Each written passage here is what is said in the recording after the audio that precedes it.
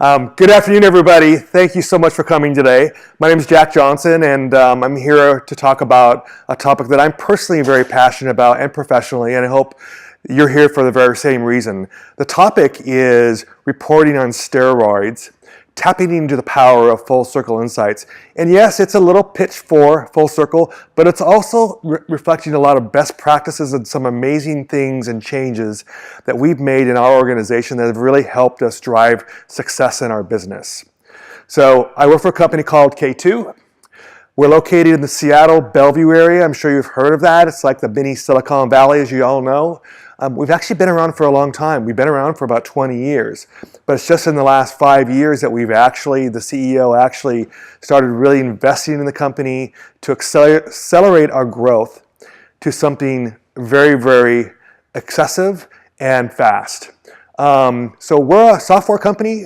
We offer a business platform that enables companies to easily automate their business processes. So it's taking those burdensome paper processes and bringing them into the automation world and easily integrating with disparate systems. So we're about an $80 million company today. We're founded in South Africa. And for those of you who are sports enthusiasts, you might have thought K2 as the ski company, but we're not. A lot of our web traffic is driven from the people looking for skis, and I get to contact us of companies looking for skis as well, but we're not, and we have the domain. So I think it's important to talk a little bit about the organizational structure of a company, because it'll also give you some context in terms of how things got done and who did them. So I think we're very similar to maybe some of you out there in the audience today. We do have two separate marketing functions. We have a product marketing side of things. We also blend product management in that team, and we have a demand generation side. We have approximately 35 team members on the demand gen side with centralized services around global campaigns, shared services, and ops, which I'm part of, which just is new to the company in the last year and a half. And additionally, we've also grown enough that we've actually just added the PMM team in the last year and a half. So we've experienced tremendous growth and change and had to adapt to a lot of internal business changes. So who am I? So I'm Jack Johnson, as I said, just Jack. And I've been with K2 for about 4.5 years now. I joined the company reporting into the sales, and I was running all of North American field marketing. At the time, we had no centralized services at all within the company. My origins are as a chemical engineer at Washington State University and the University of Washington. But I've been out here for about 20 years, and I've covered a broad range of skill sets and experience around product marketing, channel marketing, demand generation, and I've ran marketing for companies as well. And I work for all these companies you see up here. So I think some of you may even work for some of these companies. In fact, I see a couple of you here right now. So I also can see my little cartoons I threw in there with, we don't just work, we have to play to have fun in life. So I'm an avid scuba diver. I travel the world a couple times a year and go to somewhere amazing to dive. I play a lot of tennis. I started taking golf because I'm not as active as I could possibly be in the past, but I continue to do things that are fun to keep life balanced. So I'm going to use a lot of little metaphors here that I thought were interesting to me, and that's just part of who I am on the creative side of me. So what was life before the Grail? For those of you who know the Monty Python and the Holy Grail, and if you don't, I'm sorry. But there is a Grail out there, and we were searching for that Grail, and the Grail for us was really full circle. We didn't have any consistent global framework around how we did reporting, centralized, regionally, in any shape, way, or form. We had little measurement or intelligence around what was really working, what really wasn't. And we had to deal with the frequent random sales requests that come into all of you. And anybody in the field or demand gen knows the constant requests you get from the sales team in the field that they want to do the next best, brightest thing that's in their area to generate more leads, whether they worked or not. And we could never really defend whether we should or shouldn't. Additionally, without Full Circle, we have very complex reporting requirements. For those of you still on Salesforce, you're having to deal with these siloed reporting and records around leads and contacts and campaigns and members. And you have to run them all separate and unique, and it's hard to blend them all together. It's very complex. And very few marketers, unfortunately, have the skill sets to do that, as well as be creative, as well as execute, as well as build a strategy. So it's really hard to scale a business without that. And again, as I mentioned earlier, we have very poor visibility into the gaps or the issues or where things were really working or not. And at the time, 2 years ago, we had no sales operations, we had no marketing operations in the entire company. So everything I'm talking to you about today, all was done in the last 1.5 to 2 years max. So what did we set out to do? I'm going to talk in terms of some of the full circle methodology here and use some of the terminology that they use. I really like it. We set out to plan. So we wanted to improve our planning and streamline our reporting so we could empower our marketers to have the data accessible to them so that they had the information they needed to really drive and run their own business, to empower them.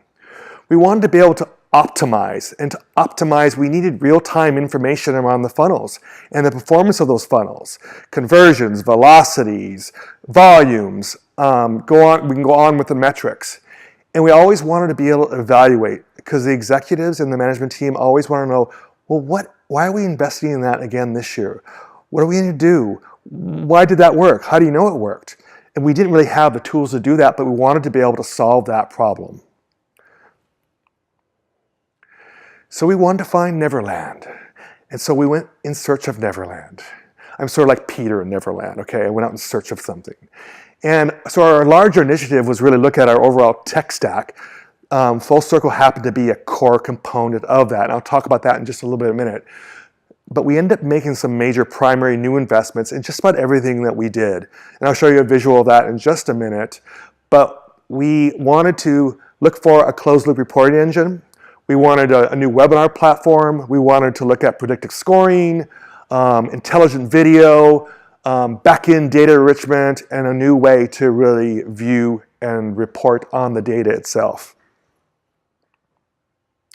So in 2015, a couple years ago, as I moved into the ops role with the new VP of marketing, this was sort of our tech stack, and I'm exaggerating this a little bit. It wasn't that sparse, but honestly, it looks sort of like that. And what came to my head right away was a wheelbarrow, right?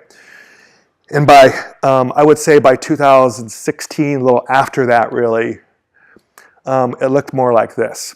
And I didn't put it in all the fancy MarTech funnels that you probably see in some of the charts and things, but I just want to give you an idea of the investment that we made in some of the leading technologies that we added. And again, Full Circle was core to that, but we added the technology around our web traffic, SEO, SEM, back-end data filtering. I mentioned the webinar platforms, predictive scoring, and also a lot of our digital efforts and strategy as well. So what was the process that we went through to find Neverland or understand how we chose Full Circle? It was really about only about a 6-month process. I actually uncovered them almost 4 years ago, but I didn't have a leader in place in the company that was willing to invest, that had that vision to actually understand the capabilities of our existing systems, what we could do if we had something different, until I had a new leader as well to work with and partner with. And actually that's how this all happened.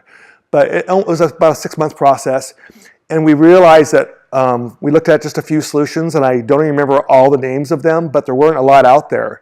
But what I did realize real quickly was that Full Circle really offered a solution that we felt was important in terms of it being built inside Salesforce. So it's using data, the same data that your sales team's using, that your other peripheral services teams are using. Instead of extracting data from the system and reporting on it outside of that, and people questioning if it's the same information or not.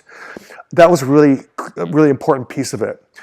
It's real agile. it's real flexible to make changes. I'll talk a little bit about more later on about how important that is in this changing environment, especially in a fast growth company. And if you are one of those, this is a really important, critical, important point that you should consider. And we wanted to have really clear, full, closed-loop reporting that I've never seen before.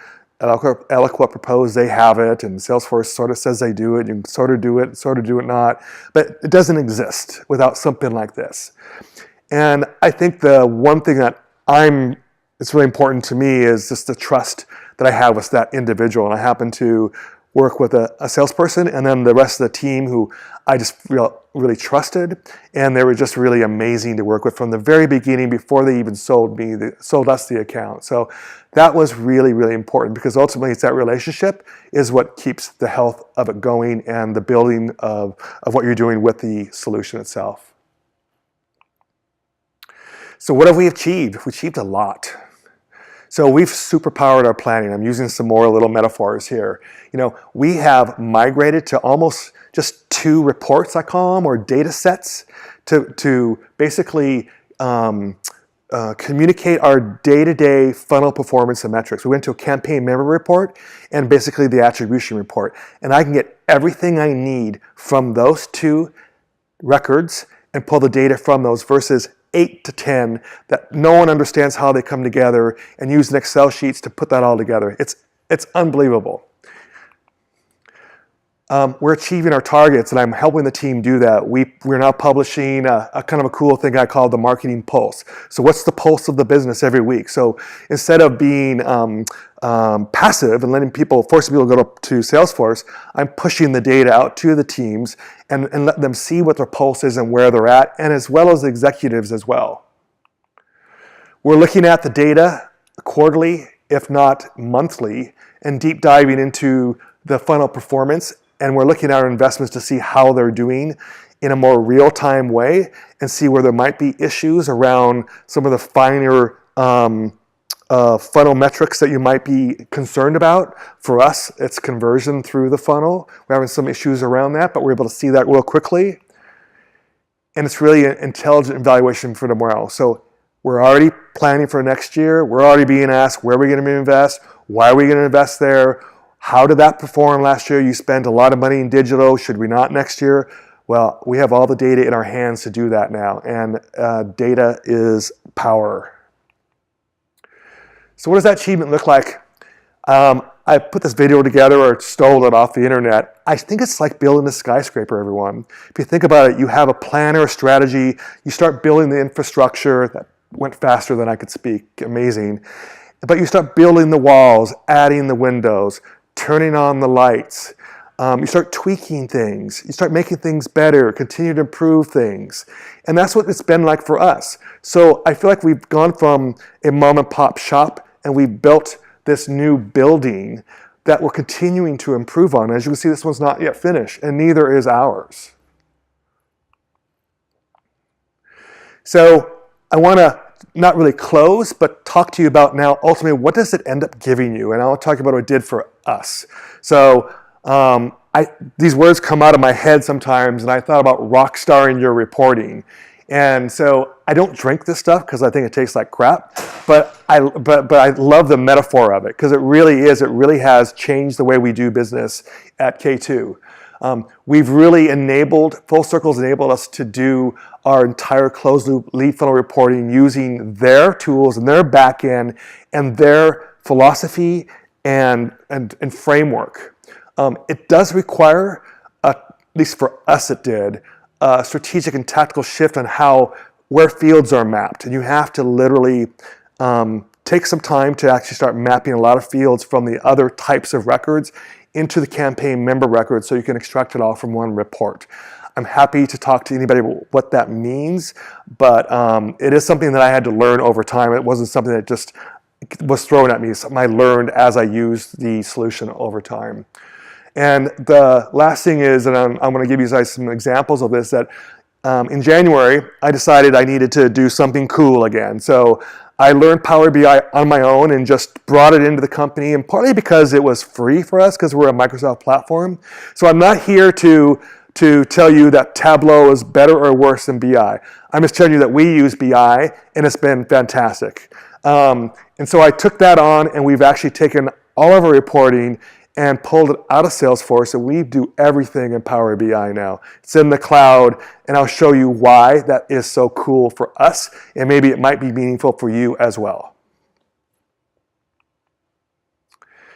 So Power BI, Microsoft Power BI, it's also very flexible and nimble to aggregate data. It's so much easier than going into Salesforce and trying to pull so many different reports, because I can pull all the data from one report and build thousands of dashboards off of one report now. I have really easy slicers I can do that are dynamic. You can't do that in Salesforce very easily. It's easy to modify. If someone wants something new, I can make that change in seconds. It does have limitations, as I mentioned. And also, for those of you who are smaller companies that don't want to pay for Salesforce license, you don't need a Salesforce license to get access to the data now. It's kind of a way around that, and that's actually quite a great cost savings. Now, that's not one of the reasons why we did it, but in retrospect, I thought, interesting, we just did that. So you might think about that for those of you that might be important too. So this is what the dashboard looks like in the cloud. You can see the list on the left-hand side. These are all dashboards, but within a dashboard are multiple, if not tens, if not dozens, sometimes three, it just depends, of slides and data. And I'll go through some of those, what it looks like. So we built dashboards for regional territory views. It's one report. I'm using that same report for globally, for regions, for execs. It's the same data. I'm just cutting it specifically for, in this case, our North American team. And they're actually taking this and they're working with each of their individual territories in the North American region to walk through where the opportunities are, where the leads are, where they're coming from, what was the source of the opportunities that they generated. So everyone has clear visibility in terms of what the real source of things are and where we have a large volume of lead generation opportunity going on, where we don't. But you really have all the data right at your hands. What industry you're in, what the size of the companies, it's all right there. Source attribution, this is one of the biggest things. This is the other report. This isn't a real pretty slide, but I think those of you who understand what Full Circle does, this is one of the most powerful assets of it. But what's also important to me too, and I also learned this from a Salesforce user group I went to, that one of their folks were speaking at, Allison, her name is. We do this for also to understand attribution at the medium or lead source level, and even at the UTM level, if you understand what those are. So when you think about people coming to your website, you think the website gets the attribution, but how do they get to the website? So this is through these codes that you add to your URLs. I can go back and get attribution 2 steps back and really, really understand, because of this, where our investments are really working, where they're not. Because otherwise, what typically happens, it looks like our website generates everything for the company. And that's not reality at all. I think one thing on that point too, as I mentioned earlier about the flexibility of Full Circle, is you can build attribution models that look at your business in different ways. So you can look at all campaigns, or in one case we built one, I eliminated and pulled out the website, because to me the website is not really a campaign at all, but it's built as a campaign in our system. So that way I can really pull that out and look at the real attribution to executionable type of campaigns. At the executive level, we're cutting things by unique layers, by net new, and trying to understand, is our business being driven mostly by net new, or by people we've actually been speaking to for a long time? Totally new, eye-opening experience. We're finding that a significant amount of my business is really on net new. So now we're changing the way we're thinking about how we're measuring marketing, is by the net new versus just in general the number of leads we're coming in, or the unique ones. It's fascinating. And all of this is coming because of the framework that's built on the back end by Full Circle, by the way. It would be very, very hard to do without it. Again, at the opportunity level, what's the source of these? These are buckets that we look at. Is it coming from direct? Is it coming from field marketing? Is it coming from the partners? I bucketed groups under here to so we can start measuring the percentage of pipeline or revenue that we're driving. Unfortunately, in our company, marketing is driving like 60% of our revenue, which is not healthy. We're working on that, but marketing drives a significant amount of our revenue on the back end. This is basically data trends by score. So you all have a lead scoring model, right? And if it's 0 to 50 or whatever score it is that triggers that lead to be flipped to the sales team. So ours is 100. I won't go into details of what's behind the 100, but what we've done is, or I brought this up about a year ago, is let's look and track what we want to generate more leads. So let's see what's at 80, what's at 60, and what the regional teams are doing for each region. Are looking to see what kind of people are in there, what have they been doing, and so they can actually do something strategically to push them over the limit to get those leads passed over to sales. So it's another way to view it, if that makes sense. This is the pulse report I was talking to you about that gets sent out every week to the team. It just gives them where we're at against their targets, what the conversions are through the funnel. This is a Power BI kind of feature. You can start seeing where you're generating leads, opportunities, whatever it is you're trying to look at. But it's just a visual. It's not really good for anything else other than to kind of see where you have strengths or weaknesses. Like, I don't want to be selling in Montana because I don't have a single goddamn opportunity there, right? So, and then just slicing and dicing. It's so easy to slice and dice this stuff. Again, we started looking at, and I think a lot of companies, and I did for many years, just look holistically of how many inquiries or how many MQLs or whatever you call your lead funnel stages. But we started slicing those by uniques. We started slicing those by, well, how many came from global campaigns of the inquiries versus how many are actually just net new. So, and from the predictive scoring kind of level, we use Infer today, and we're using it also to measure the quality of our leads as well, right? So if a campaign or an investment is generating a lot of the C's and D's and not the A's and B's, this causes us to reflect and say, we need to revisit this and what's happening. So in the end, where are we now? So we've removed Salesforce as our primary reporting tool. I mean, we still use it, don't get me wrong. A lot of people use it, but it is now our primary tool for reporting at all levels, and it's supported by, on the back end, by full circle of those that understand how to use the tool. And unfortunately, that's the reporting piece is always a challenge for companies, so you need to have a lot more people that can understand how to report and understand the data to do that. But we've also adopted the Matchmaker solution here this year. It's a slow adoption for us, but only because we haven't quite embraced an ABM strategy yet that we hope that we are going to be able to leverage the solution for. But we also have an issue with leads coming in, and we don't know if they're customers, we don't know if they're partners, we don't know if they're prospects. So we treat them all the same, which is really, really bad.